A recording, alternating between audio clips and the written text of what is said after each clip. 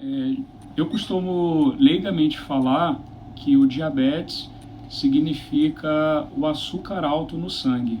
Até para os meus filhos, para as crianças, a gente tenta explicar dessa maneira.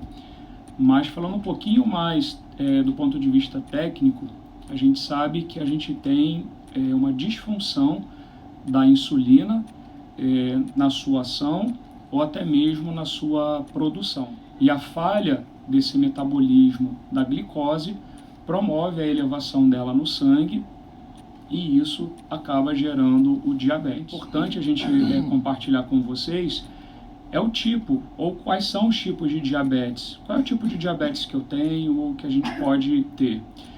Então, mais frequentemente, a gente tem o diabetes tipo 1, tipo 2 e até mesmo o diabetes que acontece durante a gestação, que é o diabetes gestacional.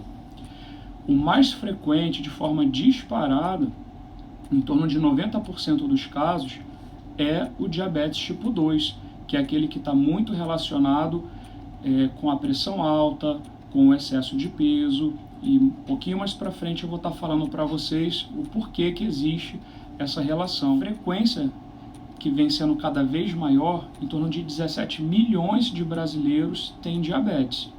Eu costumo muito falar que é uma doença, quando a gente fala do diabetes tipo 2, que é o mais frequente, é uma doença silenciosa e que se a gente realmente não buscar orientação médica, acompanhamento, a gente não consegue ter o diagnóstico precoce. E quando a gente tem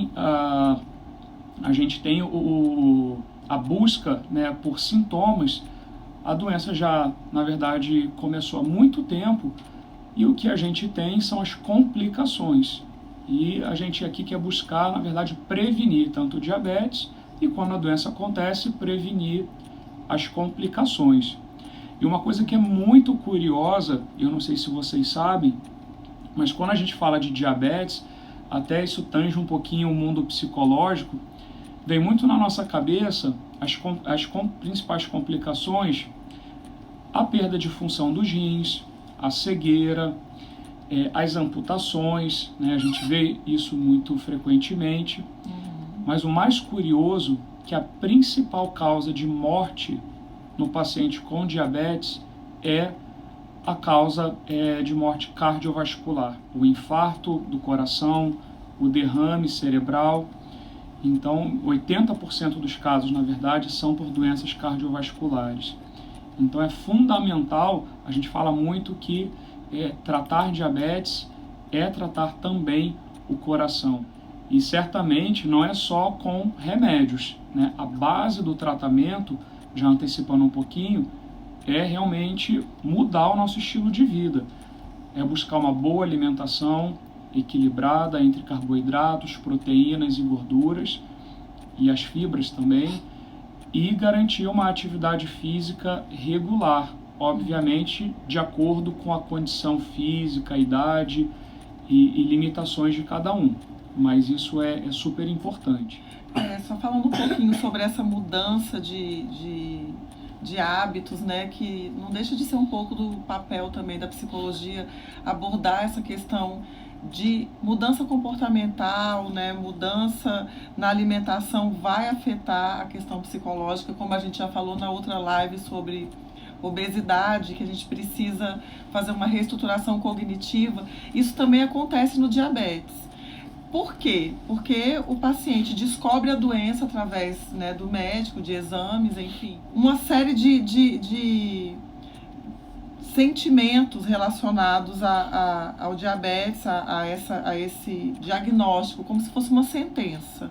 A maioria dos pacientes que chegam para mim no consultório com esse diagnóstico recente, eles estão sentindo muita culpa, porque devem ter feito algo de errado ao longo da vida para estarem com essa doença. Medo, desamparo é um sentimento que eu tenho anotado bastante também durante as sessões. Inferioridade, revolta, raiva do próprio, né, médico, raiva da família, acabam culpando a família por não terem cuidado melhor dele. E, na verdade, a maneira como esse paciente enxerga a doença, né, e como ele vai enfrentar essa doença tem muito a ver também com a percepção que ele tem dessa doença. Então, o esclarecimento sobre o diabetes, ele é fundamental. A gente tem que fazer uma psicoeducação. Eu acabo tendo que estudar muito a doença para explicar que isso não é uma sentença, que ele não está sendo punido, mais uma vez falando sobre punição. E é fundamental ter esse esclarecimento e esse equilíbrio psicológico, porque isso vai impactar diretamente na adesão do paciente ao tratamento. Exato. Seja ele uma mudança de estilo de vida, alimentar, de atividade física regular, e até mesmo ao tratamento farmacológico, se vão ser drogas tomadas pela boca, drogas orais, ou até mesmo aplicação de insulina. É tomar consciência plena dessa doença, trazer toda a questão de né, sequelas que o diabetes pode causar para a consciência, você saber exatamente com o que você está lidando, também engloba a participação da família, né? Então a gente não trata tanto na parte médica quanto na parte psicológica, a gente não trata só o paciente diabético, a gente acaba tendo que abordar também a família desse paciente, porque eles também acabam mudando hábitos, mudando a rotina, né, a alimentação da família toda. Enfim, e a família tem que motivar esse paciente muitas das vezes, né? Sim. Se for uma criança diagnosticada com diabetes, estou olhando aqui para o meu filho e imagino, nossa, né, a primeira coisa que a família tem como reação, os mecanismos de defesa dessa família estão relacionados a primeiro negar, eles têm uma negação, depois vem toda uma super proteção, coitado, porque de privações, de concessões. Não pode isso, não pode aquilo, aí vem aquela super proteção em relação às picadinhas, como é que vai ser a aplicação da insulina na escola, a criança pode sofrer bullying, não. É uma questão bem delicada, né, amor? Não sei se você quer falar alguma coisa sobre isso. Na verdade, toda a rotina, ela fica muito em função, até mesmo quem tem irmãos no diabetes tipo 1 e quem precisa de insulina, isso está muito relacionado à alimentação, aos horários de alimentação, que devem ser muito regulares, requer muita disciplina, os pais requerem muito conhecimento da doença, dedicação, tem muitos grupos de educação, e muitas das vezes, né, esse processo de aprendizado requer também uma renúncia. Então isso traz um impacto nessa dinâmica, nesse ambiente familiar que é desafiador, mas que eu posso dizer para vocês que é possível, certamente, com suporte profissional, com suporte familiar. Isso certamente vai sendo conquistado step by step. Na parte psicológica, voltando um pouco sobre a questão da conscientização, da psicoeducação, o interessante dentro da psicologia é sempre promover a aceitação, né? A gente quer que esse paciente tenha o total conhecimento da doença para que ele aceite a doença e assim ele tenha um equilíbrio emocional. E diante desse equilíbrio emocional, o papel da psicologia já volta para mostrar, uma vez já equilibrado, para esse paciente que ele pode ter uma vida o mais normal quanto possível, para ele não se sentir diferente dos outros, né? Perfeito. E aí eu acho que, resumindo essa parte, a gente tem dois caminhos, né? E certamente o melhor é a gente escolher, a partir da doença que já aconteceu, se estabeleceu, se motivar, se disciplinar, se tratar, para que esse controle que é possível, ele aconteça e essa saúde, esse bem-estar, eles sejam conquistados. Voltando só um pouquinho à questão da relação do excesso de peso com o diabetes, principalmente o diabetes tipo 2, a gente sabe que a gordura que se deposita na nossa barriga, na gordura visceral, abdominal, ela produz uma série de substâncias que atrapalham a ação da insulina. E isso pode, no primeiro momento, gerar o aumento de insulina no sangue, gerar uma resistência à ação da insulina. Muitas das vezes vem primeiro o pré-diabetes, e se a gente não corrigir esse excesso de peso, essa obesidade, assim a gente tem a evolução para o quadro do diabetes tipo 2. Então, e a gente tem um dado que 50% dos casos de diabetes tipo 2 podem ser prevenidos com mudanças de vida saudáveis. E certamente o diagnóstico, na maioria das vezes, não tem uma complexidade grande. Um simples exame de sangue com jejum, e às vezes sem jejum mesmo, a gente consegue, dependendo do nível da glicose, já ter um alto nível de suspeição, se tem diabetes ou não, devendo complementar com uma outra dosagem de sangue. Antes a gente obrigatoriamente monitorizava com picadas de dedo. Hoje a gente tem recursos tecnológicos que a gente tem sensores que permitem a leitura da glicose furando apenas uma vez a cada 15 dias, né? Então faz a leitura. E tratamentos, insulinas mais modernas, com ação mais fisiológica, e drogas também para o diabetes tipo 2. Antigamente a gente tinha um desafio de buscar drogas, né, que não agredissem o coração. E hoje a gente já tem drogas, na verdade, com ação protetora, com ação que protegem o coração dos pacientes com diabetes tipo 2. A Dani está fazendo uma pergunta que eu achei bem interessante. Então, vou ler aqui a pergunta da Dani, eu achei legal. Eu sou magra e faço exercícios, e realmente é um atleta, mas meu pai tem diabetes tipo 2 e meu sangue é igual ao dele. É certo que eu terei a doença? Muito bom. Não tem, na verdade, Dani, como a gente garantir, né, que você vai ter a doença, mas a gente pode dizer sim, por essa questão genética, principalmente quem tem diabetes tipo 2 pais, né, essa herança familiar, existe uma tendência, e você certamente, assim como todos, né, todos nós somos convidados a ter hábitos de vida saudáveis. Você tem mais um motivo por essa tendência que não tem como você mexer, que é a sua herança familiar. E isso é muito individualizado a partir da genética que a gente herda.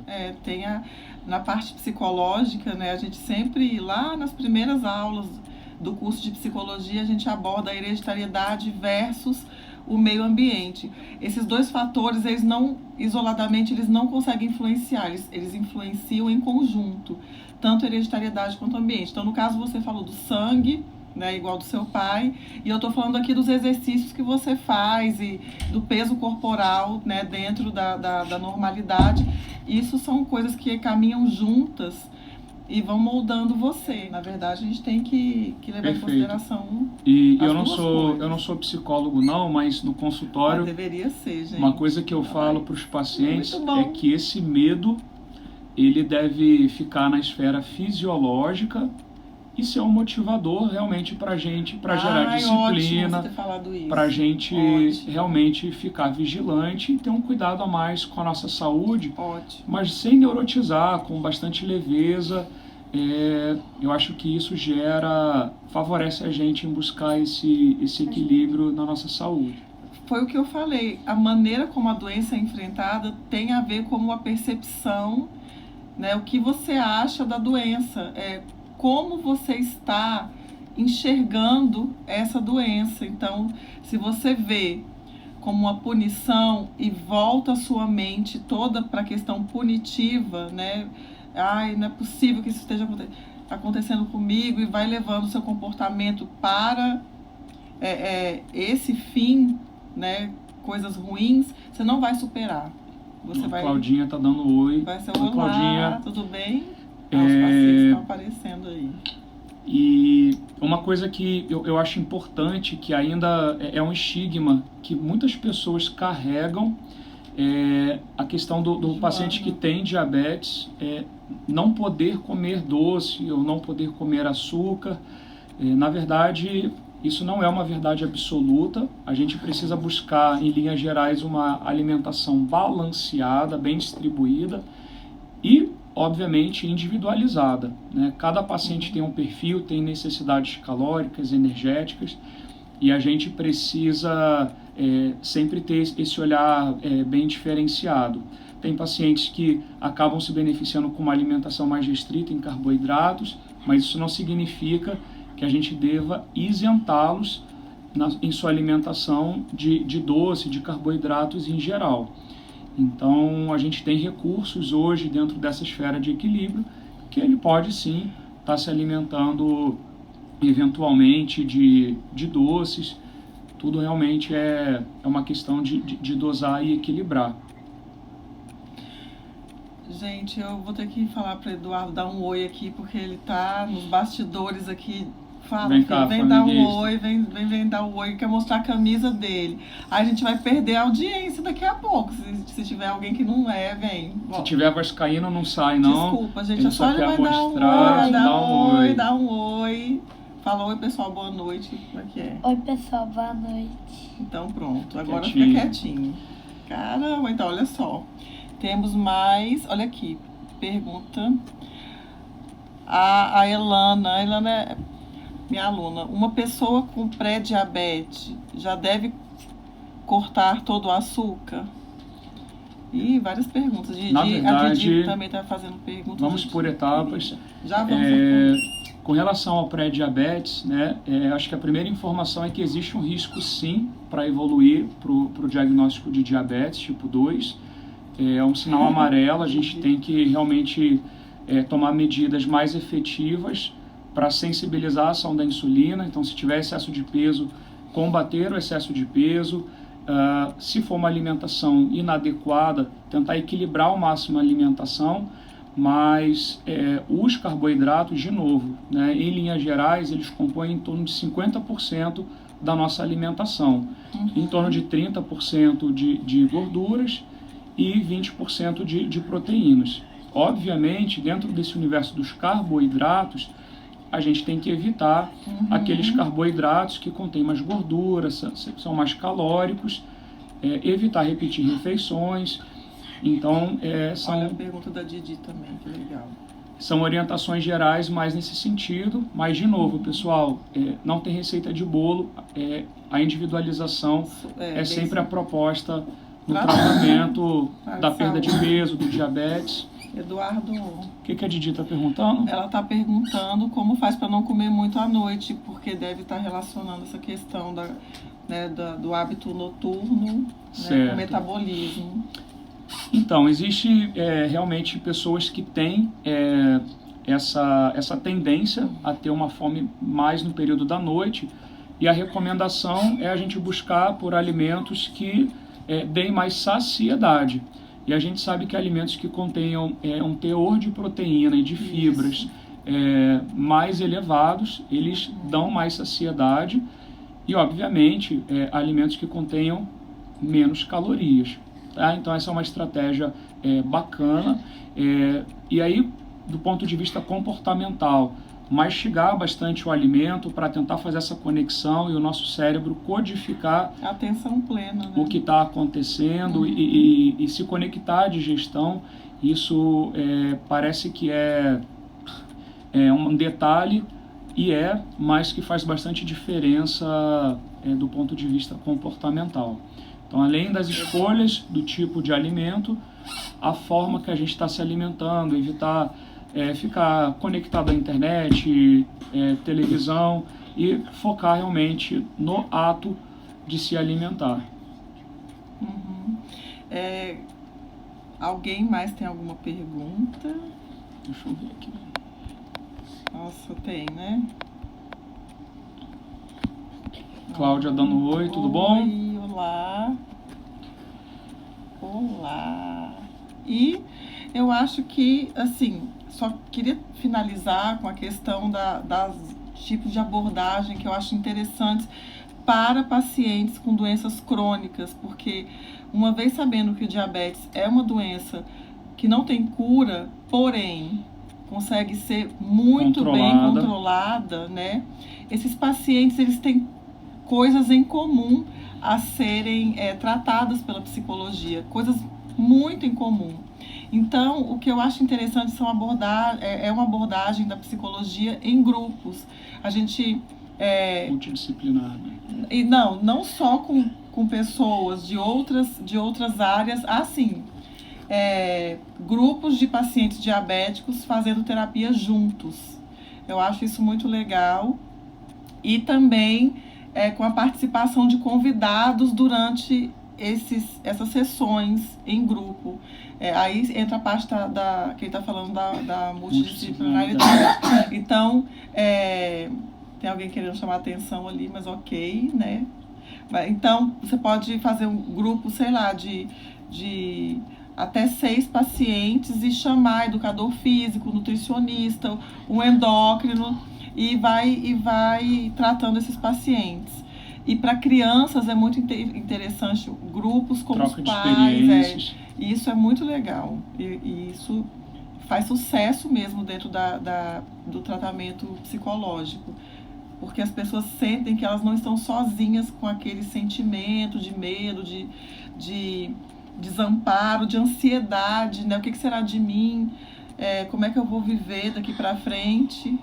Enfim. E como mensagem final, sobre a perspectiva endocrinológica, o diabetes é uma doença crônica que vem crescendo. Cuidado. E embora a gente saiba disso, a gente tem esse conhecimento, a gente vê que muito do comportamento da sociedade não vai em direção à prevenção dessa doença. Incentivar, estimular o cuidado com a nossa saúde, com o nosso bem-estar, buscando uma alimentação equilibrada, saudável, tentar, dentro dessa vida corrida, que eu acho que é um desafio para todo mundo, a gente buscar na nossa agenda e de forma adaptada a prática de exercícios físicos, sim. E se o diabetes acontecer, eu acho que a gente tem mensagens positivas. O tratamento evoluiu bastante, o acompanhamento da mesma forma, um acompanhamento mais humanizado e com tecnologias que facilitam bastante tanto os profissionais de saúde quanto os pacientes. Acho que essa era a mensagem final e eu espero, junto à Raquel, ter contribuído com o conhecimento de vocês sobre essa doença que é tão desafiadora para nós.